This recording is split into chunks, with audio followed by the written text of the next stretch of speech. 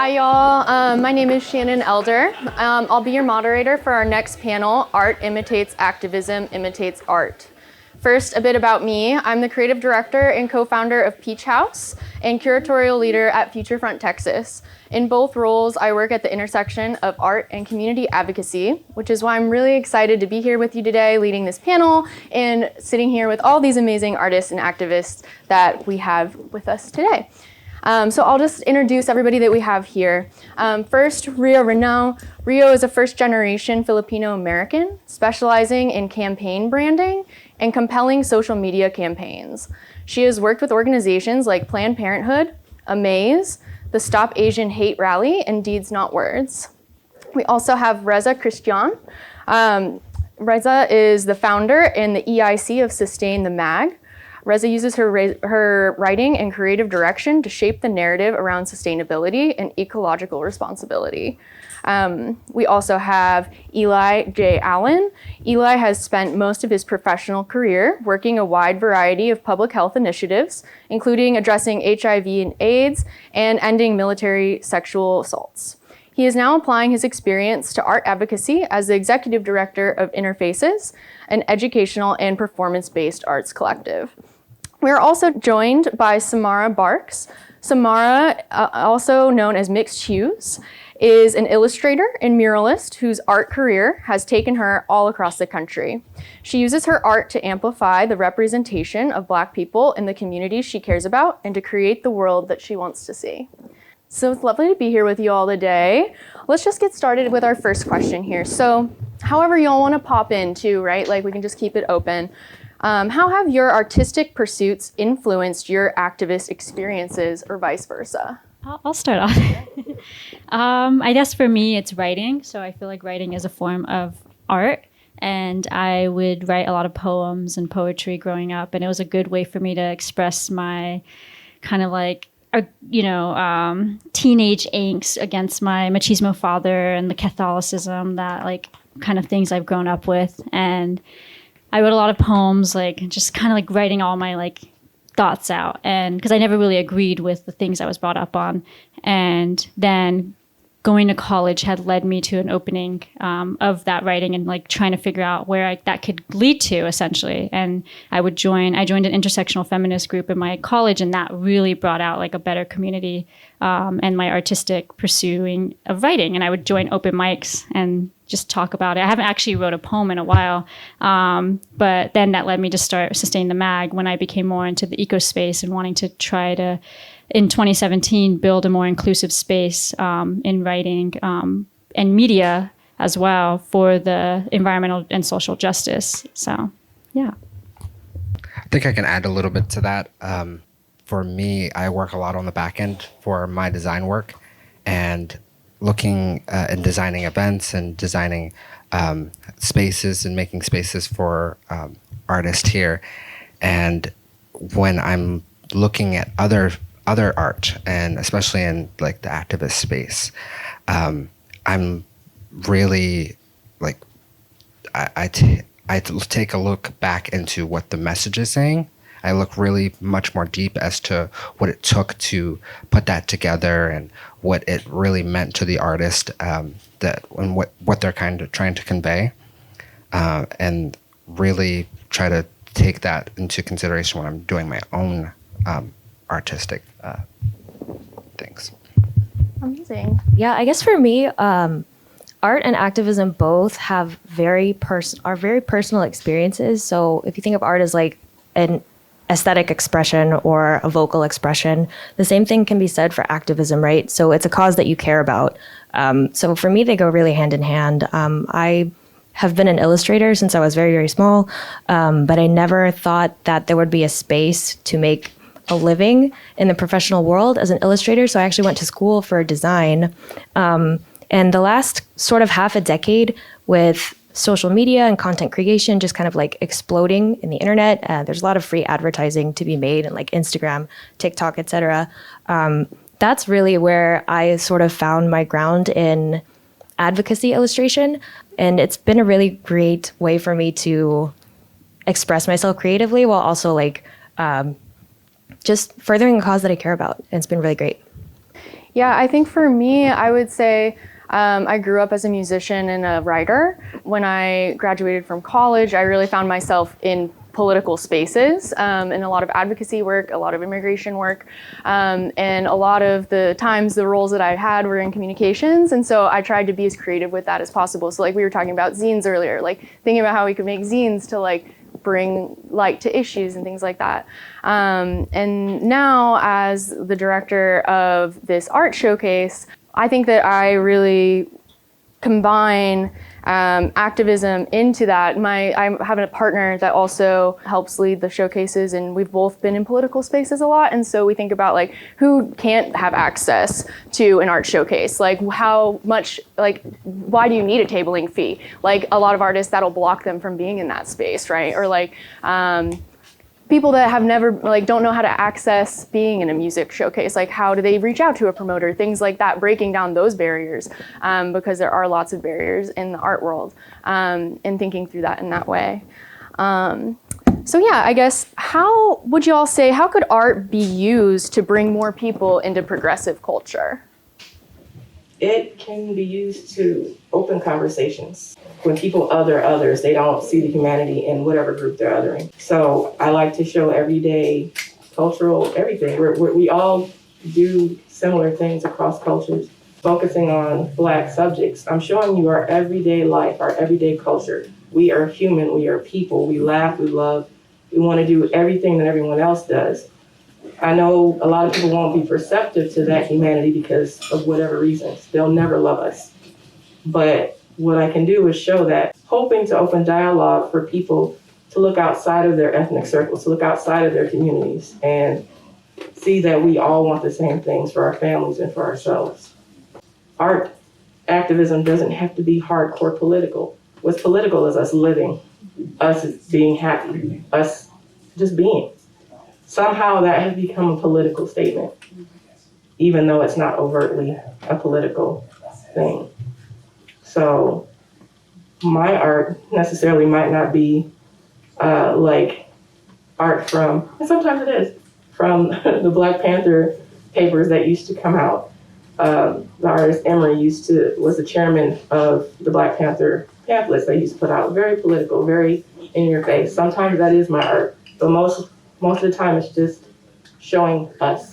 That's really, I feel like art can act as like a social consciousness in a way. So there can be like an idea, for example, like Black Lives Matter. Like I feel like a lot of people agree with that, but until they see it on a mural or on an Instagram post, like being donate to this org, it's not just going to feel, it's just not going to feel like real or tangible to some people. And in my experience, like we have a lot of murals here in Austin. There's Breonna Taylor. They did a lot of protests. So I think just like getting your creations out there, no matter what it is the most important thing. Not really focusing on if it's perfect, just needs to be a representation of, it's kind of like reverse gatekeeping, I guess, is at the crux of art and activism. So when you open a door for yourself through your art or putting yourself out there, you don't shut it behind you, right? You like try to like galvanize more people to come through the door with you. That's really what it's about. It's giving more people a platform to express themselves and get things done. I don't know where I heard this, but I heard it somewhere where it was saying under capitalism was built particularly to not give people time to think about being creative or having that creative ability. And we see that in artists, like sometimes you can't, have a full-time salary off of it. I mean, there are artists out there, but so because of that, we should understand that whatever art we're doing, if it's the smallest thing like writing a poem or painting, or even if it doesn't feel political or progressive, it is because under capitalism, they don't give us time to create those types of content or that type of art form. So just think about that, like whatever you're doing, the smallest type of thing, under capitalism, you are being progressive and find outlets to work with. Like with us, we're open to every kind of writer. Like we have 15-year-olds from high school that may not have writing experience, because as a 15-year-old like myself, I would try to publish to the New Yorker, and obviously I submitted a poem, and obviously I'm not going to get published to the New Yorker, but I wish, bigger publications, bigger corporations were giving more space to people and being more inclusive with that? For me, working with interfaces and working with the people that I'm around, we try to build more spaces that are accessible, not to just access to a type of art or access to a show or access to being able to vend at our events, but access as far as thinking of people with disabilities and access to one of the things that we build out in every event that we do is making sure that no matter what is happening, that anybody's able to come, right? Mm-hmm. And that's when I first joined the organization, that's not something that I thought about right away, right? And it was through talking and mentorship and really building a mindset around being more inclusive, being more accessible, that I really came to understand and how to build those accessible spaces. And one of the artists that we work with a lot is called Jazz Bell. They wrote a poem called "I Don't Know How to Write a Disability Poem That She'll Understand," and it's a really, really great read. And through that, it really just cemented that even talking about accessibility, even existing as somebody with disabilities, is activism in itself. And that's something that's really influenced in the way that we do events. It's a way that we look at new venues and things like that, and pulling people in to be able to have access to poetry, music, rapping, anything at all. And I feel like that's how we build more accessibility in the progressive movements, right?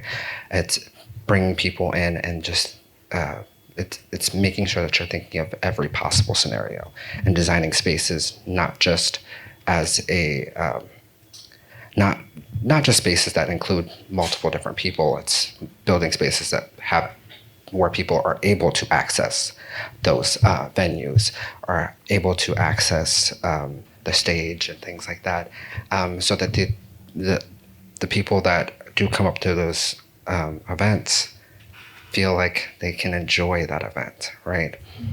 And that's something that's it's more powerful than anything, especially in the art space. I think a big thing too in the art space is creating accessibility and creating the space for yourself. For a lot of people, especially if you don't look a certain way or like have a certain history, I feel like for me personally, I'll just say me personally so I don't get in trouble, but me personally, I grew up thinking that art didn't matter. Me as a woman of color, like there's not space for me to be successful or exist or like make an impact. Until it kind of like fell in my lap. One of my friends, Sabrina, helped organize the Stop Asian Hate rally last year, 2021.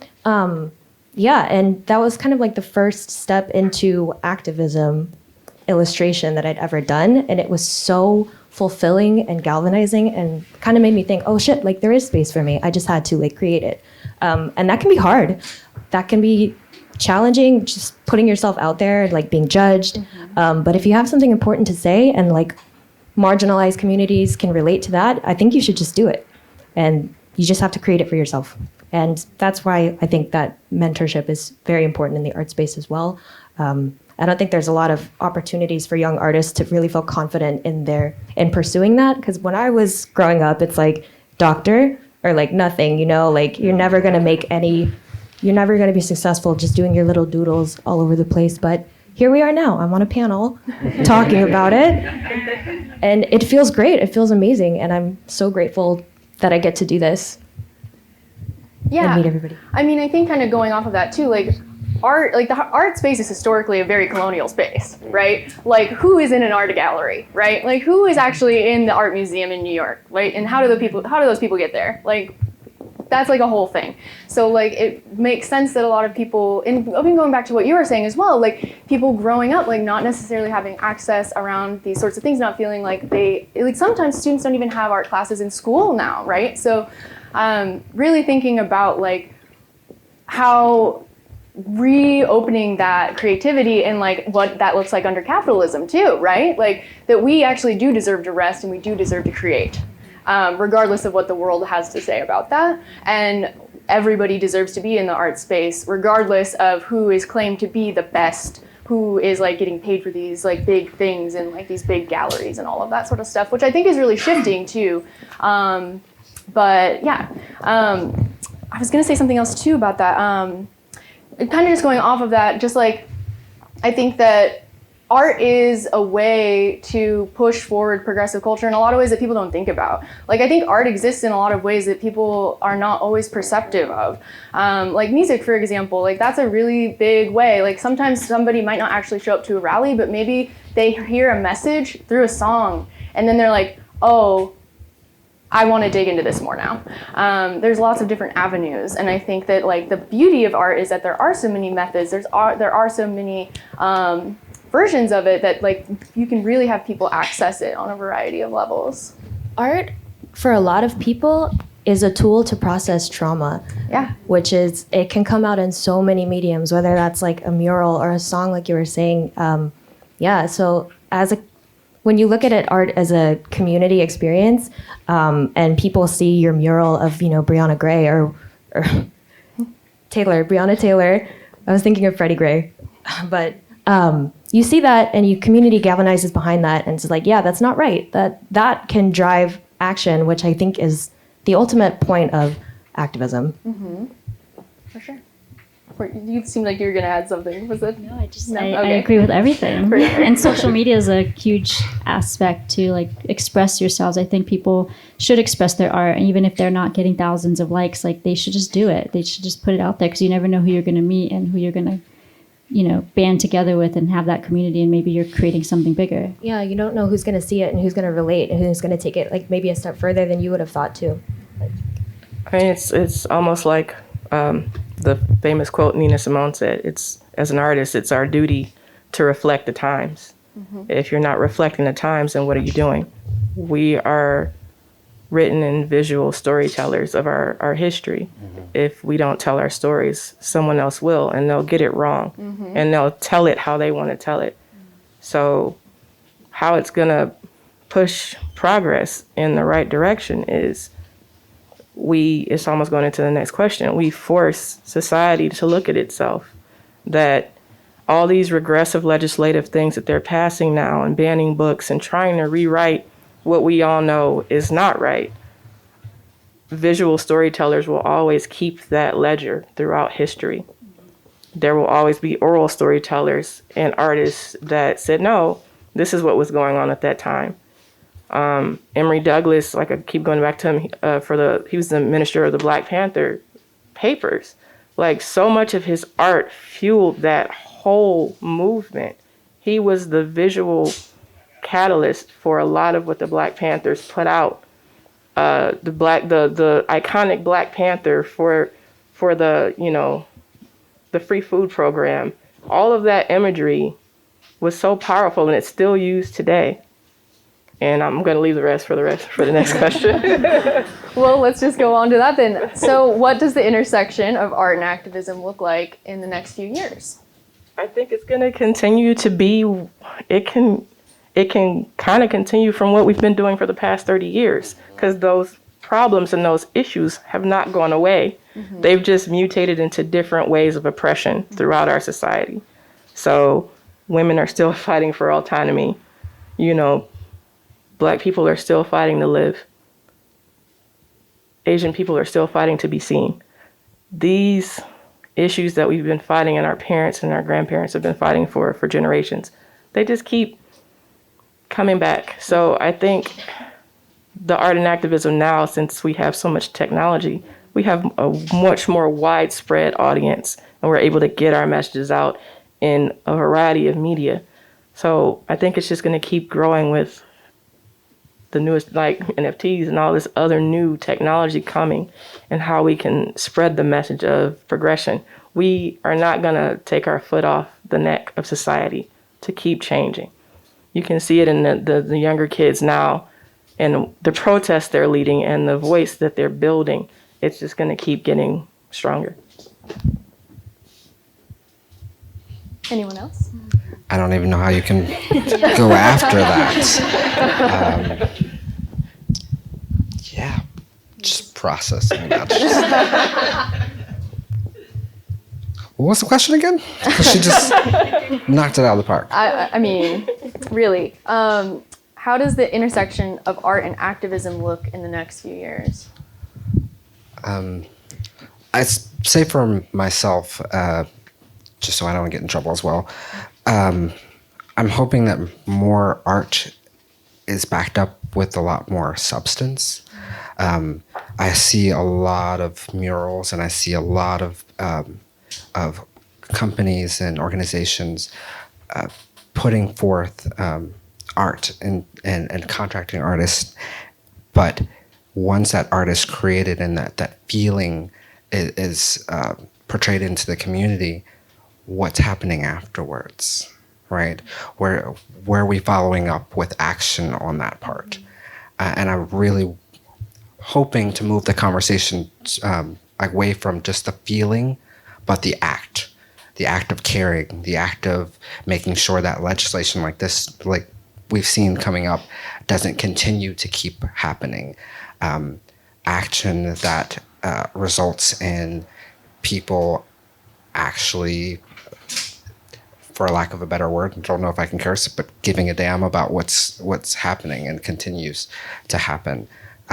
So I'm looking forward to the next 2 to 4 years of working to have more substance behind the art and the feeling of what that of moving progressive movements forward. For sure.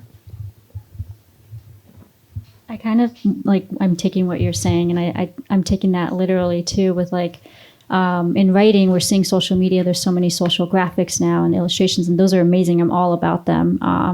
But I think we need to like really understand the data behind them and like making sure we're the substance in the literal sense, like the data, the research. So there aren't any misconceptions of certain worldly issues out there.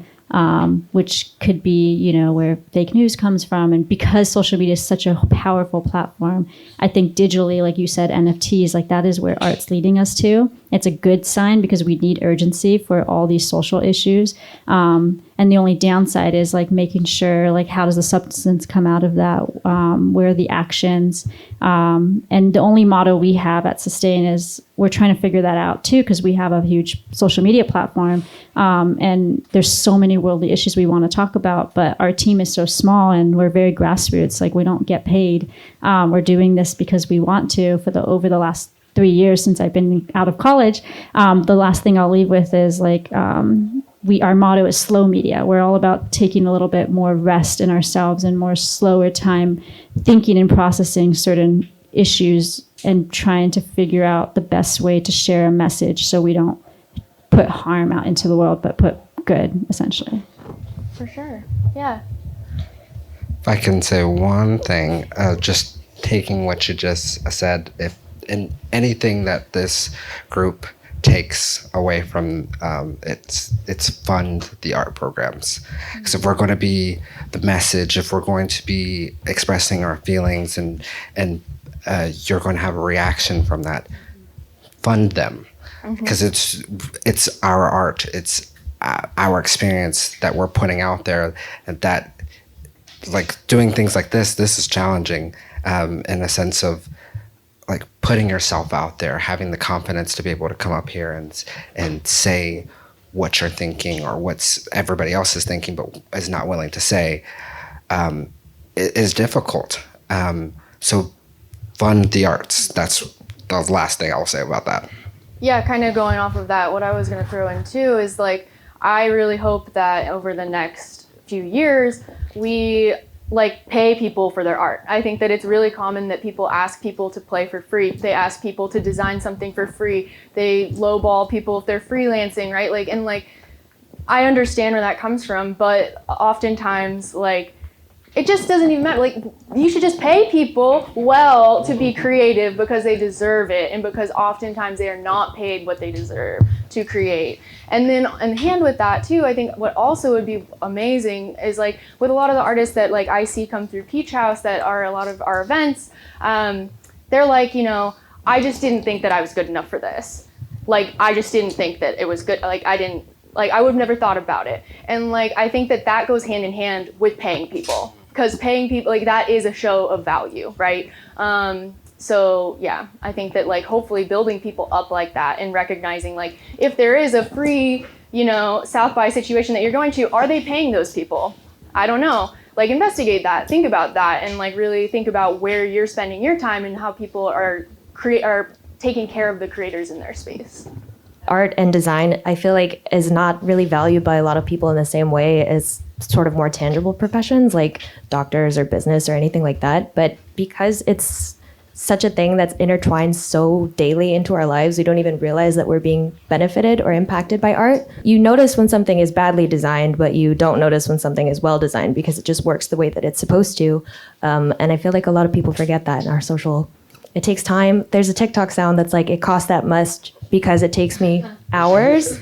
And I hope to see people paying artists as they're valued, as everybody uses it. I was going to go back to the question about jumping off of actionable things. Just here locally, there's a number of programs that people can donate time to, come out and help, that are in our communities and learn the history of the communities that we're all moving into. A lot of us, I'm not from Austin, I'm from Detroit. So same thing happens in Detroit. When you move into a neighborhood, you don't necessarily know that history, but the artists are there. They're putting the work there to educate people on the history of wherever you're moving into. I've done a number of murals around town with Capitol View Arts, Six Square, Raisin in the Sun. All those organizations are steadfast, trying to keep the story of East Austin and the Black community alive here with all the work and all the murals and pieces and electric boxes and events that they do. And if you really want to have actionable items to progressively keep this conversation going and move society in the right direction, it starts at home, and it starts with learning about these Mex arts, going to the museums here that are in the community that are fighting on the forefront of trying to keep these histories and these stories. It's paramount to keep those alive. And they do pay us to come and put these murals up.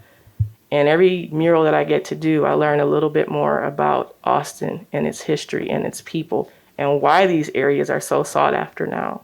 So those action items, go out in the community. Like, there's park cleanups on the east side. If you can't do art, there's so many things that we can do in and around our communities to push that needle towards the progressive thought that everybody thinks of when they think of Austin. You want Austin to be progressive, you have to get out in the streets and you have to work for Austin to be progressive. You can't just say, oh, Austin's blue, we're fine. We're that blue purple dot in the middle of Texas. You have to get out there and do something. For sure. Does anybody have any questions? I have a two-part question.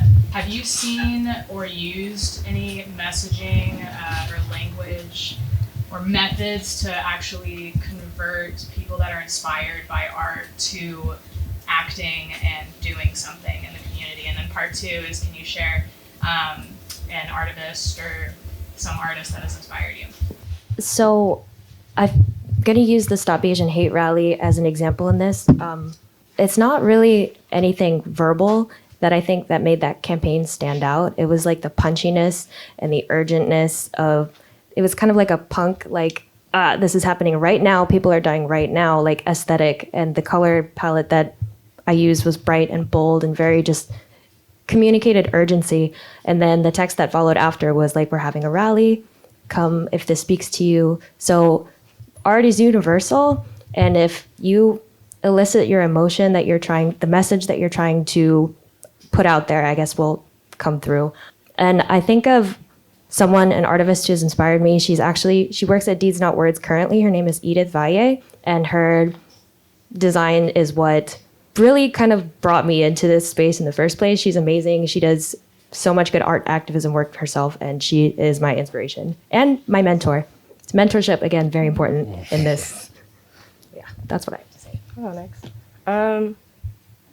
Piece I did at the end of 2020 on North Lamar. I don't know if anybody has seen that underpass, North Lamar, up by the Whole Foods. Yes. I have the piece that says "Rest is necessary." That message came from Trisha Hershey. She's an artist out of Atlanta that runs the NAP ministry, and basically her message is rest is a form of resistance, because it fights against a white supremacist oppressive system. Of course, I couldn't put that on the wall. So what I did was put a QR code on the wall, all along the wall, so people could go to my website and actually look at her message, go find the NAP ministry, see what her message is about rest against capitalism. So that whole Be Well mural project was a project about mental health and uplifting the city during the beginning of the pandemic. My message was to Black Austin to rest. My mural is full of Black people resting in flowers, and each flower represents a different thing. So if you go along the wall and go to the QR code, it breaks down all the different flower meanings. And that was my message to Black Austin, to rest, because it was at the height of riots and protests, and people were still getting killed. And that's what I felt. They told us to paint what we felt. And that was my message, was rest was necessary. Well, rest is resistance. And Trisha Hershey is an amazing artist. She does, pre-pandemic, she used to do naps where people would just come and rest. It was kind of like performance art. But her message resonated with me during the pandemic, because so much was going on, and we were at home, and I did go out in the streets when we had protests here. I marched at each one of them, and we made signs, again, more art and activism. Mm-hmm. We didn't know what was going on, but when that mural project came up with Raising the Sun, and I got it, I cried, because I didn't know I was going to get it. But second, it was an immense thing. Like, what do you tell in 186 feet? I wanted that message to mean something. So my message was rest is necessary. Amazing. Does anybody else have any questions? Yeah, go ahead. The question, quickly it came up NFTs, and I don't have a lot of experience with that, but in what I've witnessed with other artists at different levels, it feels very gatekeepy. It feels like it's participating in that capitalist, colonialist mentality. There's a certain limitation as to who can access it, who can buy it, who can create it. Is there, what is your feeling on NFTs? How does that influence? Yeah, please. I'll go, because I just got a project where one of our pieces is going to be turned into an NFT. That stuff goes over my head. I have to sit and read about it, because there's so much to it, and it's so hard to understand coming from a traditional art standpoint. And there's minting costs and gas costs. And if you don't have money up front to mint your piece, you can't participate in NFTs, or if you have to have somebody else mint your piece. And I'm still learning what all these terms are, and it's such a fast, progressive piece of technology. Me personally, when I first heard about it, I was like, that's a bunch of crap.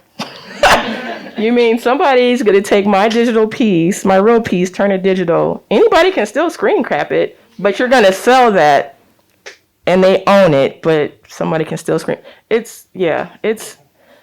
I'm not going to dismiss this technology, because that would be really foolish, but it's a lot. It is. I had that same feeling when it was first mentioned, and it is. You have to have financial access to even get into it. But if you don't have that money to mint your pieces and someone else is not covering that for you, you're not getting into NFTs. I also feel like there's a little bit of education that comes with NFTs. A lot of education that comes with NFTs, and that's going to take a little bit of time. Since it's still relatively very new, I also don't know how to feel about them just yet. There's a lot. it's a very loaded question. Y'all are the experts. That's why I'm like. Oh no, we're not though. We're not. Like I'm learning this real time. Like getting my first piece minted and learning what that means, learning what whitelisting means, learning what these gas fees are, learning why it has a real world effect on our environment. Like it is a lot to pick up and learn if you're just a regular traditional artist. It's kind of like the advent of when CDs first started and everybody's like, what are these?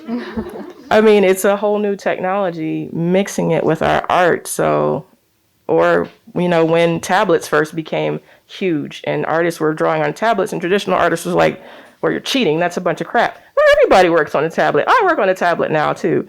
I mean, I still do traditional stuff, but it's just a learning curve to this new thing that is scary to a lot of us right now. And marginally, yes, it's unattainable if you don't have $300 to plop on something to mint. And it depends on gas pricing right now. Sometimes that gas fee is $100, sometimes it's $250. I'm just learning all of this like real time, and it's a lot. like Eli said, it is a lot. Yes. And everything's coming back to gas. So gas prices are high. Yes. Do we have any other questions? Is there any particular artist or piece that has just altered your life or changed the art that you produce or how you think about art? I think we've all had that experience, at least we talked a little bit about that a little earlier on just coming back right to mentorship.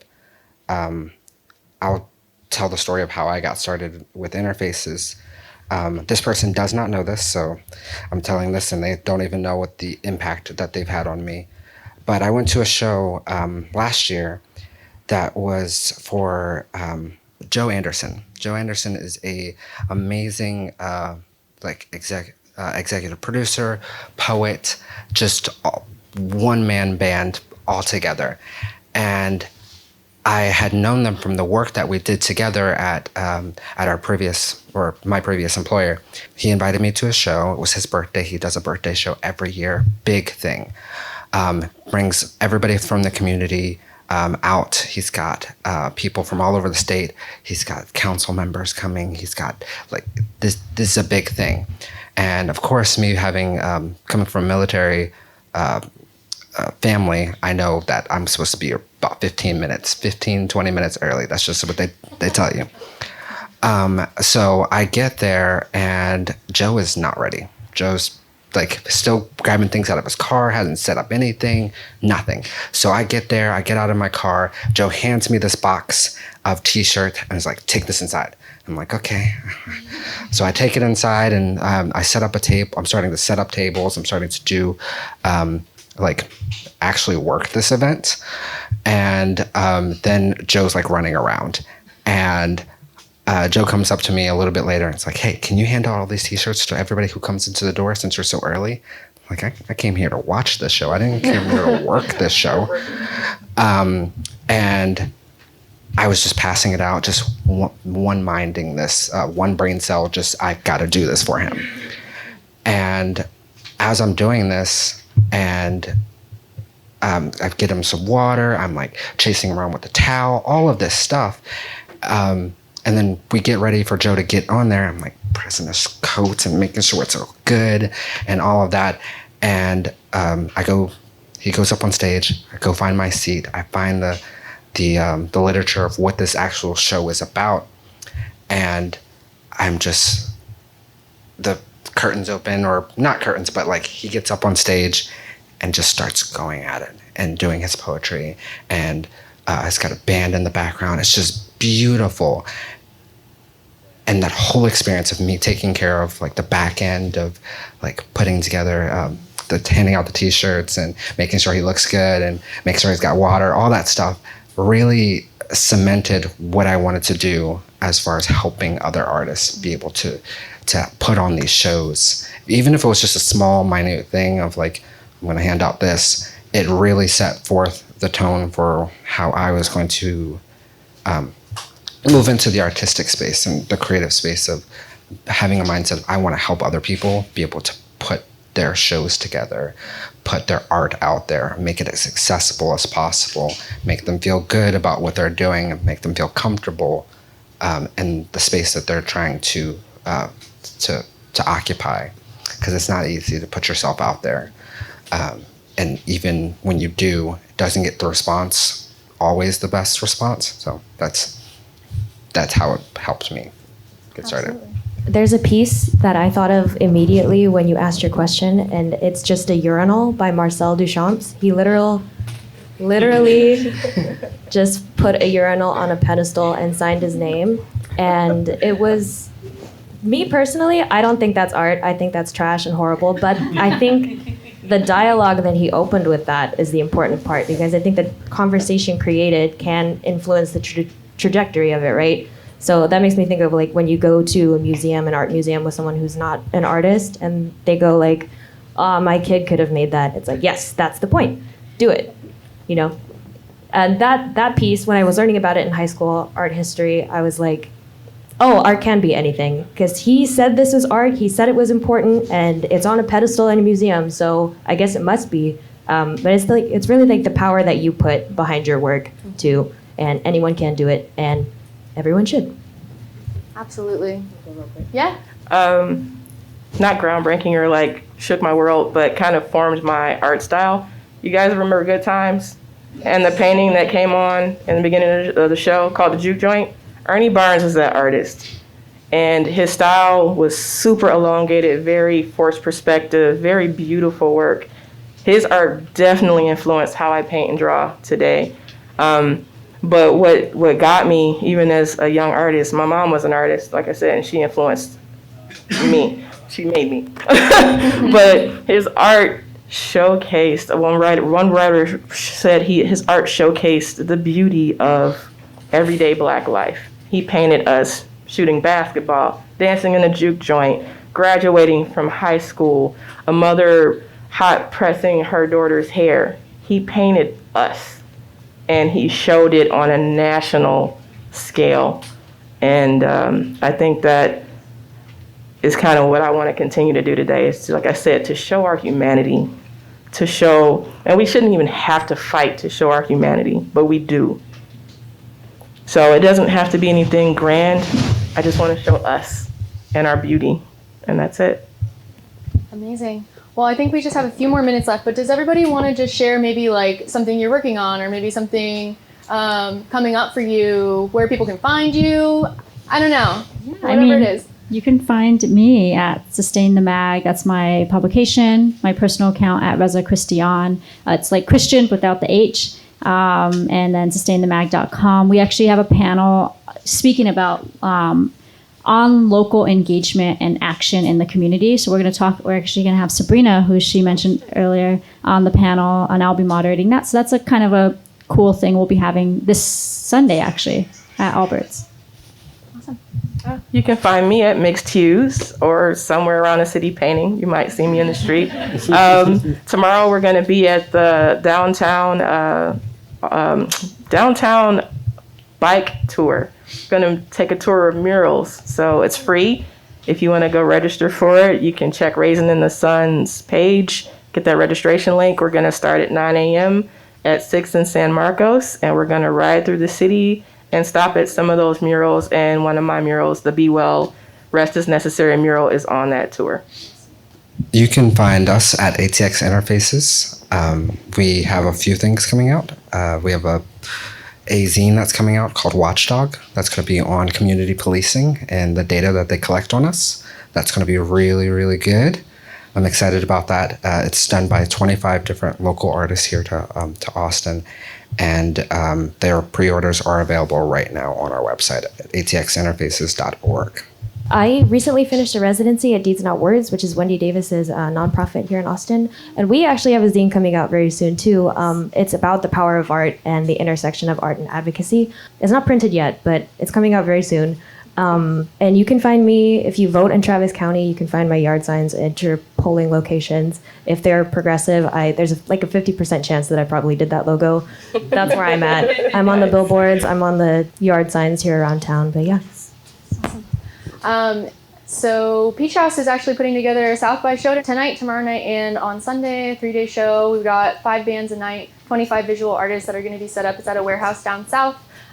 Feel free to pop through if you want. That's really where my head is at. I don't know what else I'm doing, but that's all I'm doing right now. Thank you all so much for sharing space today. Thank you. Thank you.